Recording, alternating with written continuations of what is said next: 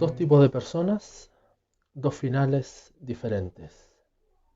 Continuando con esta serie expositiva de la carta a los Filipenses, he tenido el privilegio de predicar ya estos últimos 3 sermones y ahora corresponde enfocarnos ya para finalizar el capítulo 3 de Filipenses en los versículos 17 hasta el último, hasta el 21. Dos tipos de personas, dos finales diferentes. Y voy a dar lectura al pasaje que vamos a tratar en esta hora. Le invito ahí a suscribirse, a escuchar el canal del Evangelio. Y dice así la palabra del Señor. Amados hermanos, tomen mi vida como modelo y aprendan de los que siguen nuestro ejemplo. Pues ya les dije varias veces y ahora se los repito de nuevo con lágrimas en los ojos. Hay muchos cuya conducta demuestra que son verdaderos enemigos de la cruz de Cristo. Van camino a la destrucción. Su Dios es su propio apetito. Se jactan de cosas vergonzosas y solo piensan en esta vida terrenal. En cambio, nosotros somos ciudadanos del cielo, donde vive el Señor Jesucristo, y esperamos con mucho anhelo que Él regrese como nuestro Salvador. Él tomará nuestro débil cuerpo mortal y lo transformará en un cuerpo glorioso igual al de Él. Lo hará valiéndose del mismo poder con el que pondrá todas las cosas bajo dominio. Oremos. Bendito Dios y Padre nuestro, ayúdanos a entender y a saber que solo hay dos tipos de personas y que tendrán un final distinto, bendito Dios. Los no salvos y los que somos salvos. Gloria a ti por esa salvación a través de Jesucristo nuestro Señor y Salvador. Y que muchos que escuchen, que están dubitativos, Señor, que están, Señor, débiles, y otros que a lo mejor no te conocen, tú les puedas abrir el corazón, regenerarlos y salvarlos, si es tu voluntad. En el nombre de Jesús. Amén. Dos tipos de personas, dos finales diferentes. En este pasaje de Filipenses 3 vemos que siempre en la palabra de Dios el protagonista, por supuesto, es Dios, ¿no? Dios Padre, Hijo, Espíritu Santo. Pero en este pasaje mayormente vemos a Pablo resaltando en cuanto a su testimonio. Él es el ejemplo a seguir y cómo vemos el obrar de Dios en él, ¿ya? Y él usa todo eso en la propia experiencia del apóstol Pablo, quien escribe esta carta, sirve para dar esta exhortación amistosa a los creyentes en Filipos. Vemos al comienzo del pasaje, capítulo 3, lo vimos en sermones anteriores, que Pablo le está advirtiendo a los filipenses, ¿sí?, sobre algunos judaizantes, ¿no? Y a estos los llama perros, malos obreros y los de la falsa circuncisión o mutiladores del cuerpo, producto que ellos hacían, ¿no?, la circuncisión. Y en sermones anteriores también de este mismo pasaje, que justamente mi persona fue la que expuso estos pasajes, vimos que la intención del texto era que comprendamos que ningún esfuerzo humano, a los que Pablo dice yo tengo de qué confiarme en la carne y si tienen de qué confiarse en la carne, yo más. Y empieza todo el currículo de Pablo, ¿no? Y era la intención comprender que ningún esfuerzo humano ni ningún mérito se compara a la unión con Cristo. Esta unión con Cristo posee una esperanza escatológica. Y quienes escucharon el sermón de la semana pasada, por eso le invito a escuchar los sermones de manera sistemática, porque va todo hilado. El sermón de la semana pasada tenía la intención de que supiéramos que la esperanza escatológica que tenemos como santos me hace aterrizar y volver a la tierra para una cosa: tener una vida perseverante como santos. ¿Sabe lo que significa la palabra perseverante? Escuche el sermón anterior para que pueda entender. Y ahora en este sermón, por supuesto, en estos versículos finales del capítulo 3, se hace necesario saber que solo hay dos tipos de personas que tendrán un final, pero este final será diferente. Vamos al pasaje entonces. Dice el texto, y partiendo con un primer punto, vamos a dividir este sermón en 3 puntos. Primer punto, primer tipo de personas, los salvos. Los salvos. Hermanos, dice el texto, sed imitadores de mí. El apóstol, luego de dejar claro al comenzar esta capítulo 3, que nadie se puede confiar en la carne, aunque él tenía de qué confiarse, lo vemos en los versículos 3 y 4, ahora les pide a los creyentes de Filipos que lo imiten a él. Y en versículos como estos es donde hay que tener cuidado, amados hermanos, de no sacarlos de contexto y tener un cuidado al tratar estos versículos, porque podemos acusar fácilmente a Pablo de ser alguien que se jacta o que es soberbio, ¿no? O que le falta humildad a referirse al mismo como ejemplo, paradigma o modelo a imitar. Uno de los propósitos de esta carta carcelaria es de exhortar amistosamente a los creyentes de Filipos. Y este pasaje es exhortativo. Muchos comentaristas están de acuerdo que los problemas en la iglesia de Filipos no eran problemas tan grandes, eran más bien problemas incipientes en comparación a cuando Pablo le escribe a los Corintios, ¿no? Ahí sí que habían problemas graves y profundos, pero en Filipos no habían problemas tan graves en la iglesia de los creyentes. Sin embargo, Pablo usa la repetición y el recordatorio porque eso nunca viene mal a ningún creyente. Siempre es bueno recordarnos a todos los creyentes una vez más todas las cosas que a lo mejor ya sabemos, pero como somos débiles necesitamos siempre que alguien nos recuerde, ¿no? El pastor, por supuesto, o entre hermanos. Y así lo expresa Pablo en el versículo 1 del capítulo 3, dice: al final, a mí no me es molesto el escribiros las mismas cosas y para vosotros es seguro, pero él escribe las mismas cosas, ¿ah? Habla de esa repetición. Por lo tanto, Pablo conoce a los creyentes de Filipos y los creyentes lo conocen a él.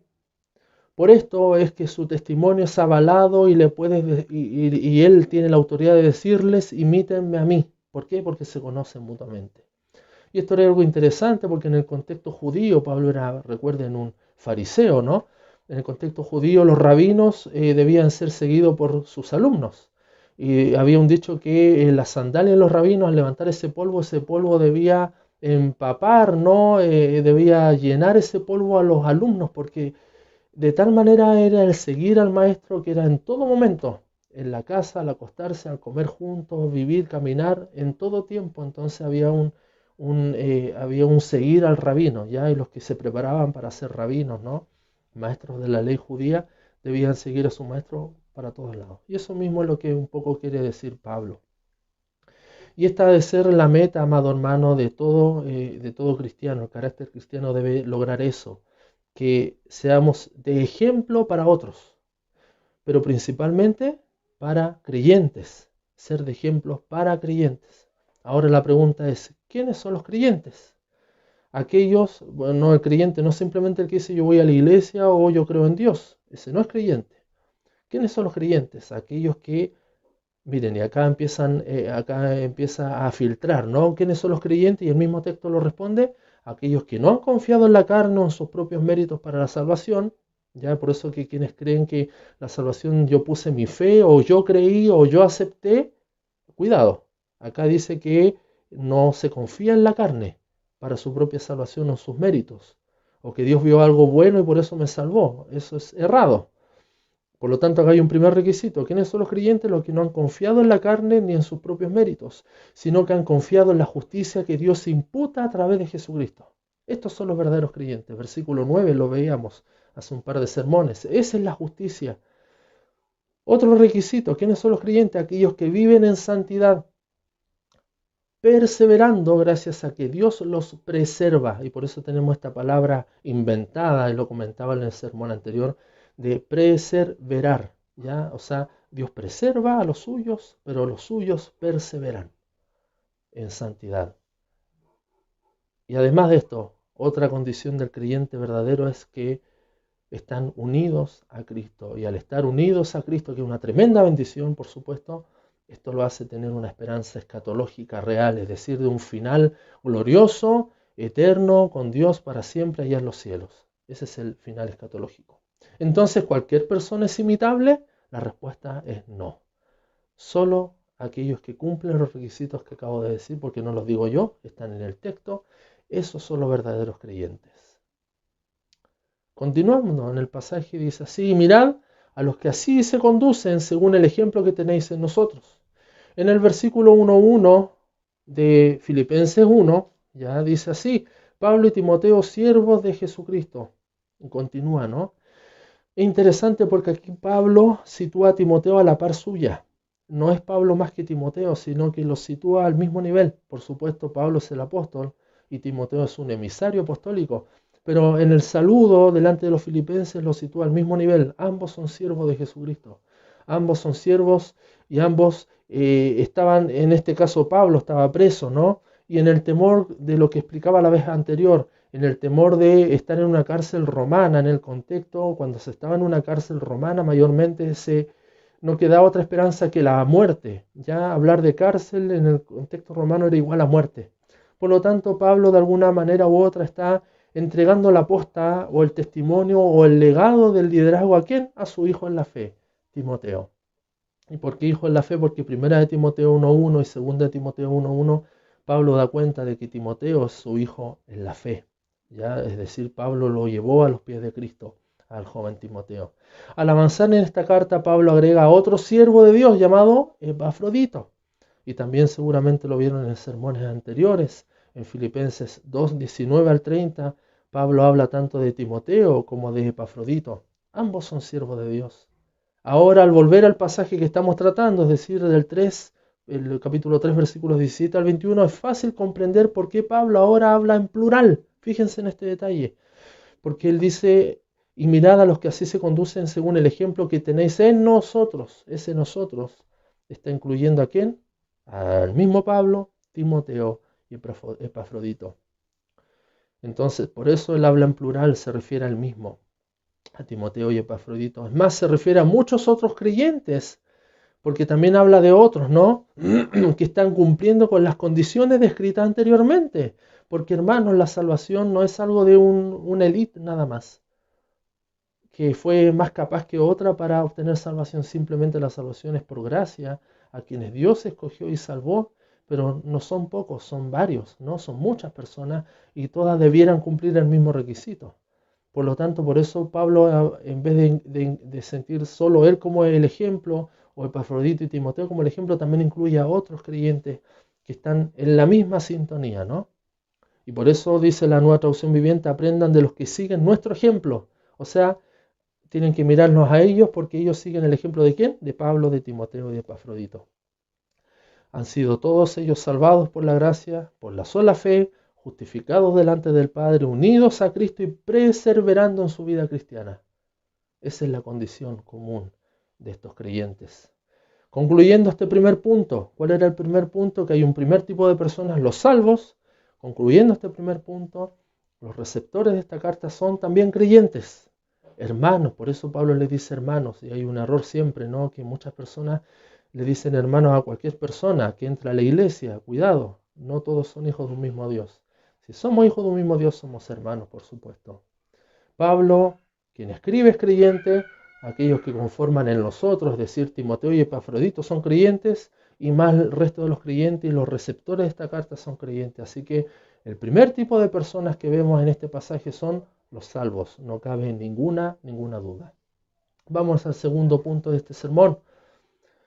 Segundo tipo de personas, los no salvos. Segundo tipo de personas, los no salvos. Sigamos en el texto. Dice, porque por ahí andan muchos, de los cuales os dije muchas veces, y aún ahora lo digo llorando, dice Pablo, que son enemigos de la cruz de Cristo. Qué palabras fuertes, ¿no? Como Pablo abre el corazón. El apóstol es claro al hacer este contraste. Primero se dirige a los creyentes y ahora en esta parte del pasaje habla de otras personas que son y los describe como enemigos de la cruz de Cristo. A lo largo de la historia, amado hermano, de la humanidad y de la historia bíblica, solo ha habido dos tipos de personas. ¿Y estas personas quiénes son, dice usted? Los salvos y los no salvos. No hay otra tipología de personas delante de Dios. Los salvos y los no salvos. Sin duda que para muchos ha sido debate el identificar en este pasaje a quiénes se refiere Pablo con los enemigos de la cruz. Y esto ha generado mucho debate. Pero el consenso casi generalizado y uno de los mejores comentarios de Filipenses del Dr. Gordon Fee, un muy buen comentario, dice que por lo menos pueden ser tres tipos de personas a quienes se refiere con los enemigos de la cruz. Primero, los incrédulos, ¿no? Incrédulos y paganos que no eran creyentes, por supuesto. Segundo, eran judaizantes, y eso tiene mucho sentido porque tiene relación con lo que vemos ya del versículo 1, a los que Pablo dice los perros, los mutiladores del cuerpo, ¿no? Judaizantes, y que por supuesto no eran creyentes porque creían que la salvación era con esos méritos y esa obra humana. Y el tercer tipo de personas probablemente eran antinomianos, es decir, vivían sin ley, eran libertinos, ¿no? Creían que porque había una gracia absoluta y total, podían vivir como se les da la gana, ¿ya? Por lo tanto, estos tres tipos de personas es probable que son la designación de estos enemigos de la cruz. Pero sea la A, B o C, no importa, porque todos ellos se encierran en un mismo saco, si lo quieren entender de alguna manera, en una misma tipología. Son todos ellos no salvos. Y este es el segundo tipo de personas, no salvos. Lo que Pablo aquí describe, no es la única vez que lo hace, por supuesto, perfectamente los puede encerrar a todos aquellos en personas que no son salvas. Son enemigos de la cruz de Cristo. De hecho, esto causa pena y dolor a Pablo, porque quizás, y esto es un punto muy interesante, quizás muchos de ellos eran descritos en el tercer grupo, ya eran aquellos creyentes, ¿no? Que habiendo sido iluminados de alguna manera, habiendo entendido la verdad, habiendo escuchado el Evangelio, ya apostataron. Y el apóstata no es alguien que fue salvo y perdió su salvación. El apóstata, y lo describe muy bien en libros como la carta a los Hebreos o la carta de Judas, no vemos que son personas que fueron iluminados, que sufrieron vituperio y que de alguna manera recibieron la verdad, pero nunca hubo un corazón regenerado, como dice Pedro, fue como la puerca que solamente fue lavada, pero una vez que fue lavada vuelve a su naturaleza de puerco y se vuelve al cieno, al barro. Es decir, el apóstata es, y nuestra iglesia lamentablemente está lleno de gente apóstata.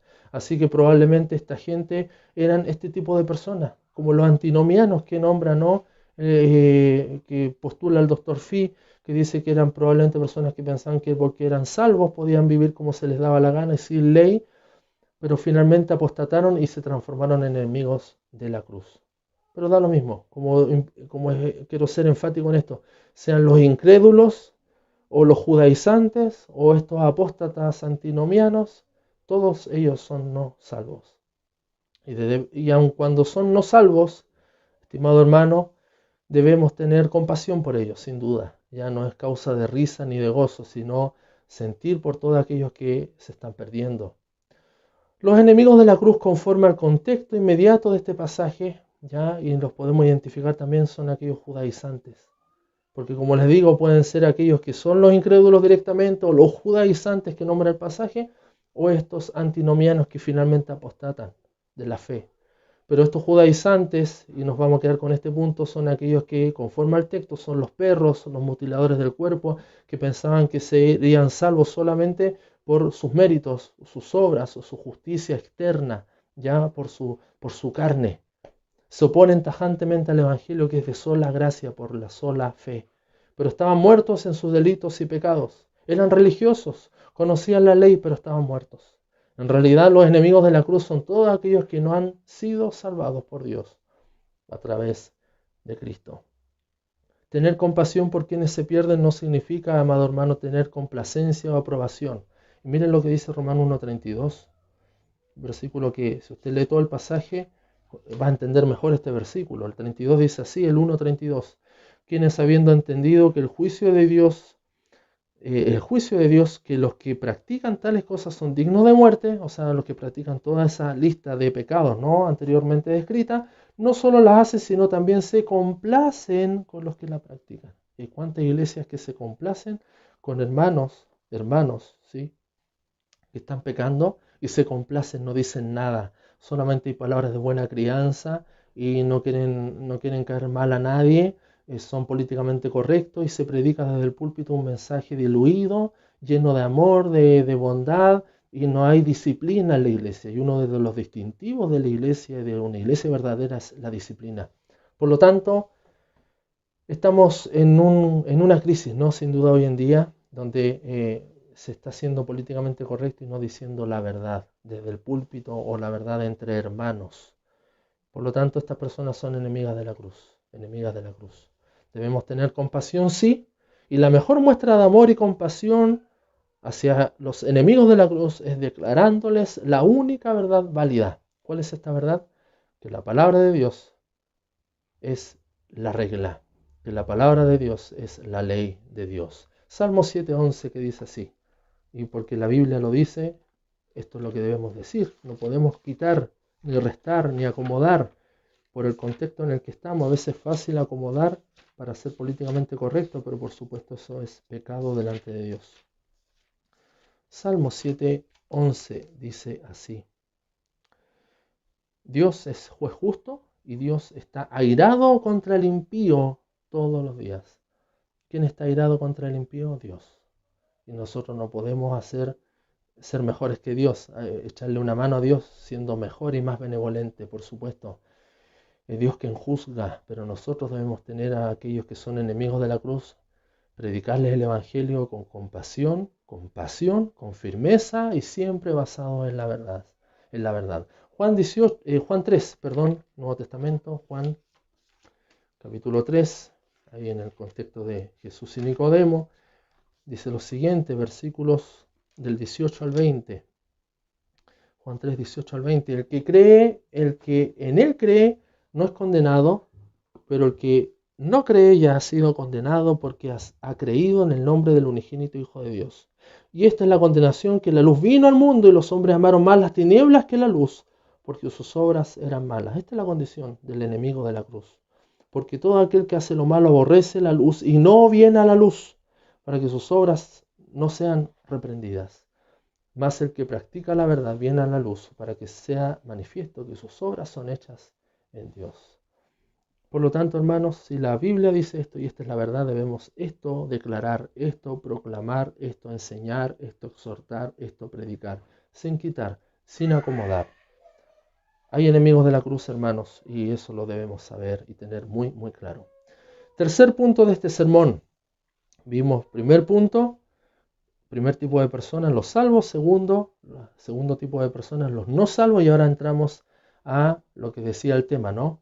El final diferente. Final diferente. Y este tercer punto es el más extenso. Dice así el texto: el fin de los cuales será perdición, cuyo Dios es el vientre y cuya gloria es su vergüenza, que solo piensan en lo terrenal. Interesante, aquí la palabra fin es telos, ¿no? Algo que termina, es algo que tiene que ver con el destino, telos. Este pasaje distingue dos tipos de personas, los salvos y los no salvos. No hay una tercera categoría en toda la Biblia de personas, y esta tipología determina un final diferente a cada una. No que los no salvos se van al cielo igual que los salvos, no. Hay un final diferente, hay un final dramático, y el texto así lo describe. ¿Cuál es el final de los no salvos? De los no salvos, y parte Pablo hablando de los no salvos.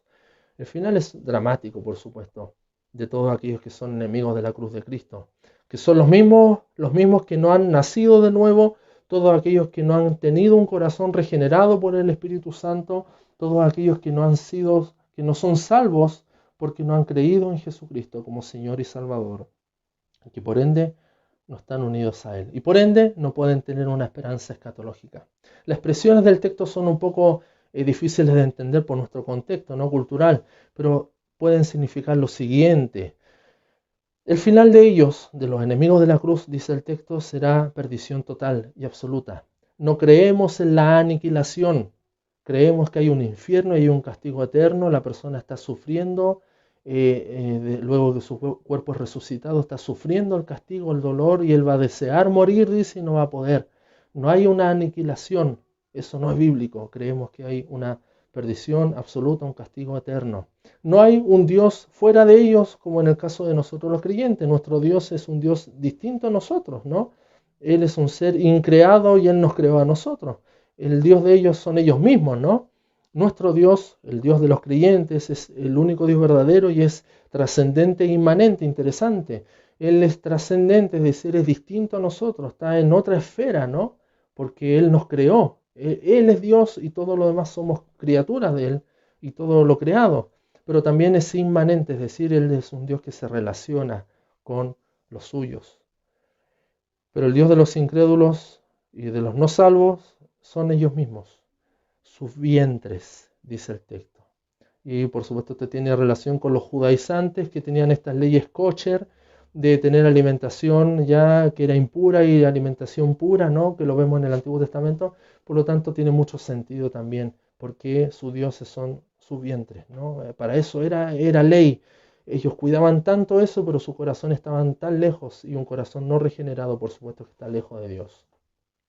Según el Catecismo de Westminster, ya tanto el Catecismo Menor como el Catecismo Mayor, años 1647 y 1648, un catecismo que está lleno de sabiduría, por supuesto, la primera pregunta que formulan es: ¿cuál es el fin principal del hombre?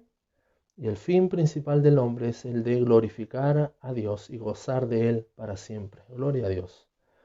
En cambio, en los no salvos, dice, su gloria es su vergüenza. Esa es su gloria. La de los creyentes es la gloria a Dios, soli Deo gloria. En cambio, de los no salvos es su vergüenza. Hay necedad en el hecho de no creer en Dios. ¿Lo sabía usted? Es decir, los ateos son necios por no creer en Dios. Y como dice el Salmo 14, 1 y 3 y el Salmo 53, 1 y 3, que hablan de lo mismo, casi textual, dice el necio en su corazón: no hay Dios. ¿Por qué? Porque es necedad no creer en Dios. El creyente, en cambio, mire lo que dice Romanos 10:11. Romanos 10:11 dice así. En cambio, los creyentes, pues la Escritura dice: todo aquel que en Él creyere no será avergonzado. Aleluya. Como creemos en Dios, en un Dios verdadero, no seremos avergonzados. En cambio, el necio será avergonzado. Su gloria será su vergüenza. Este segundo tipo de personas, y el final de este tipo de personas, según el texto, no tienen esa esperanza escatológica que hemos visto en el sermón anterior y que ahora se confirma al final de este pasaje. Los incrédulos solo piensan en lo terrenal, en el aquí y el ahora. La mejor vida de ellos es aquí en la tierra, ahora. Para nosotros los santos, en cambio, nuestra mejor vida está por venir. Gloria a Dios por eso. Tal como lo describe Pablo a continuación. Mire el texto, sigamos en Filipenses. Mas nuestra ciudadanía está en los cielos. Está en los cielos. Los filipenses se sentían orgullosos de ser ciudadanos romanos. Sabemos muy bien que era una colonia romana llena de mercenarios que pelearon por Roma y que se asentaron ahí. Roma les dio tierra y se asentaron ahí. Pero Pablo, siendo guiado por el Espíritu, por supuesto el Espíritu Santo, establece este contraste entre una ciudadanía terrenal, que genera jactancia, por supuesto, es una obra de la carne, ¿no? Y la ciudadanía celestial, como la que se nos ha prometido a nosotros los creyentes. Pero más que hablar de este contraste, al ver el texto, la gran diferencia radica en lo terrenal que son los incrédulos. Los incrédulos son muy terrenales. Los no salvos, a diferencia de la esperanza gloriosa que tenemos los salvos. Los incrédulos solo piensan en lo terrenal. Mire que sigue el texto, de donde también esperamos al Salvador. Ese mismo cielo, ¿no? Esa patria celestial, es de ahí mismo donde esperamos al Salvador y al Señor Jesucristo. ¿Cuántos dicen amén ahí donde están escuchando? Esperamos a nuestro Señor y Salvador. Jesús no vive en nuestro corazón, y es ahí un error también. Muchas veces uno lo escucha, ¿no? Jesús vive en mi corazón. Pero ese es un error. Hay que tener cuidado, hay que ir más allá y depurar un poco a veces lo que oramos o lo que cantamos. Es el Espíritu de Dios que mora en nosotros, lo dice 1 Corintios, ¿no? Mora en nosotros el Espíritu de Dios, el Espíritu Santo, nuestro Consolador. ¿Dónde está Jesús entonces? Jesús está a la diestra del Padre intercediendo por nosotros y esperando reinar en el trono que le dará a su Padre. Ese es el lugar correcto donde está Jesús.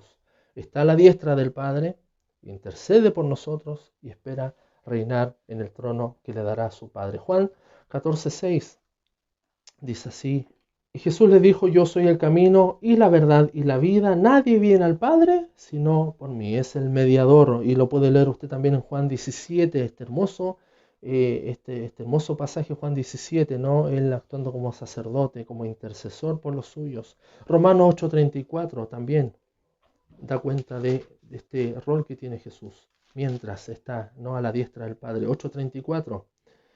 Romanos 8:34 dice así: ¿quién es el que condenará?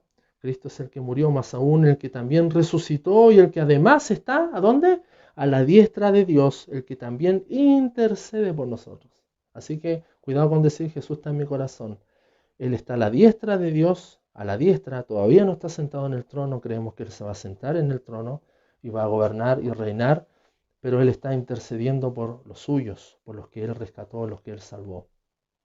Y esto también en cuanto al reino lo habla también Hechos, un hermoso pasaje, un poco extenso, me tienta leerlo entero. Hechos 2, 29 al 36 dice así: Varones hermanos, esta es la predicación de Pedro después de Pentecostés. Se os puede decir libremente del patriarca David, que murió y fue sepultado, y su sepulcro está con nosotros hasta el día de hoy.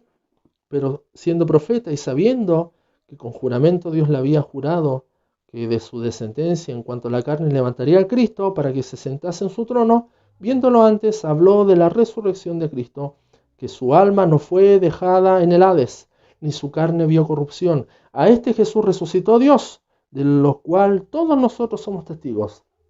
Así que, exaltado por la diestra de Dios y habiendo recibido del Padre la promesa del Espíritu Santo, ha derramado esto que vosotros veis y oís, porque David no subió a los cielos, pero él mismo dijo el Señor a mi Señor, siéntate a mi diestra.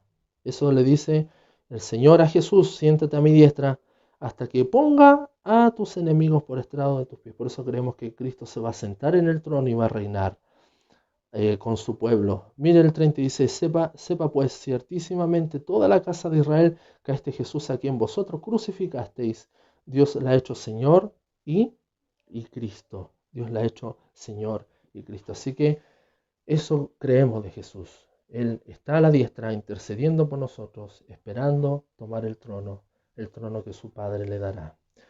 Para finalizar este pasaje de Filipenses 3, volvamos. Dice así, el cual Jesús transformará el cuerpo de la humillación nuestra para que sea semejante al cuerpo de la gloria suya. Gloria a Dios por eso, por el poder con el cual puede también sujetar a sí mismo todas las cosas. Hebreos 1 y 1 al 4, lo puede leer usted en su casa, habla que todas las cosas están sujetas a Cristo. Dios por medio de Él creó todas las cosas y todas las cosas por su poder están sujetas a Cristo, ¿no?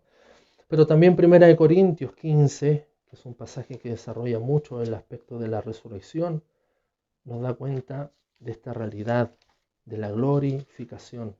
1 Corintios 15, versículos 50 al 56.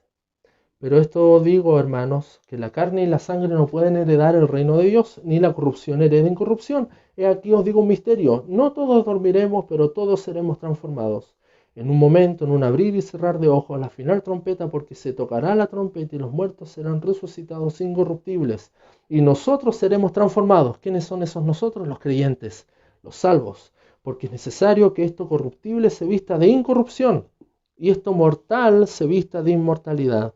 Y cuando esto corruptible se haya vestido de incorrupción y esto mortal se haya vestido de inmortalidad, entonces se cumplirá la palabra que está escrita, sórbida es la muerte en victoria. ¿Dónde está, oh muerte, tu aguijón? ¿Dónde, oh sepulcro, tu victoria? Ya que el aguijón de la muerte es el pecado y el poder del pecado, la ley. Hermoso pasaje. Así que esa es la esperanza que tenemos. Hay un premio escatológico. Como vemos en estos dos pasajes, el mismo poder que sujeta todas las cosas, tanto lo que dice Hebreos ahora como lo que leemos en 1 Corintios, es el mismo poder que transformará nuestros cuerpos, los hará glorificados para que de esa manera estemos en condición y aptos para estar por siempre y por la eternidad delante de la presencia de nuestro Dios. Y este será el premio escatológico. ¿Cuántos aspiran a este premio? Sin duda, que si somos salvos, tenemos este premio seguro. Pero ¿qué debemos hacer? Perseverar. Ya no somos quietistas, debemos trabajar en nuestra santidad, matando cada día nuestro pecado, por supuesto que sí. Este es el final glorioso, ¿no? El final bueno, el final que aspiramos todos. Pero ¿qué pasará con el segundo tipo de personas, los no salvos? Recuerden que era un final distinto. No voy a responderlo yo, la misma Biblia lo va a responder en Daniel. Daniel, por favor, capítulo 12, versículos 2 y 3, dice así, Daniel 12, 2 y 3. Y muchos de los que duermen en el polvo de la tierra serán despertados, unos para vida eterna y otros para vergüenza y confusión perpetua. La Biblia, amado hermano, es clara. No podemos ni añadir ni quitar, es clara. Unos para vida. Acá hay dos tipos de personas, unos para vida, resucitarán para vida eterna y otros para vergüenza y confusión. Los entendidos resplandecerán, y sigue hablando de los salvos, ¿no? Los entendidos resplandecerán como el resplandor del firmamento, y los que enseñan la justicia a la multitud como las estrellas a perpetua eternidad. Este es el final, el premio escatológico de quienes mueran en Cristo. Pero los no salvos tienen un final dramático. Juan 5, para concluir. Evangelio según San Juan, capítulo 5, versículos 24 al 29, dice así. De cierto os digo, el que oye mi palabra y cree al que me envió, tiene vida eterna. Y no vendrá a condenación, mas ha pasado de muerte a vida. Y de cierto os digo, viene la hora, y ahora es cuando los muertos oirán la voz del Hijo de Dios, y los que la oyeren vivirán. Porque como el Padre tiene vida en sí mismo, así también ha dado al Hijo el tener vida en sí mismo. Y también le dio autoridad a hacer juicio, y por cuanto Él es el Hijo del Hombre. No os maravilléis de esto, porque vendrá hora cuando todos los que están en los sepulcros oirán su voz. Y los que hicieron lo bueno, ese es el final glorioso, saldrán a resurrección de vida. Mas los que hicieron lo malo, a resurrección de condenación. ¿Alguna duda, amado hermano, amado amigo que nos escucha? ¿Alguna duda? ¿Le cabe alguna duda? ¿Puede añadir algo a esto? En conclusión, todos debemos saber que solo hay dos tipos de personas. Y este pasaje de Filipenses 3 es muy claro. Solo hay dos tipos de personas y tendrán un final, sí, pero será un final diferente. ¿En cuál de estos dos tipos de personas estás tú? ¿Y a cuál de estos dos finales estás aspirando, trabajando tú? Que Dios te bendiga.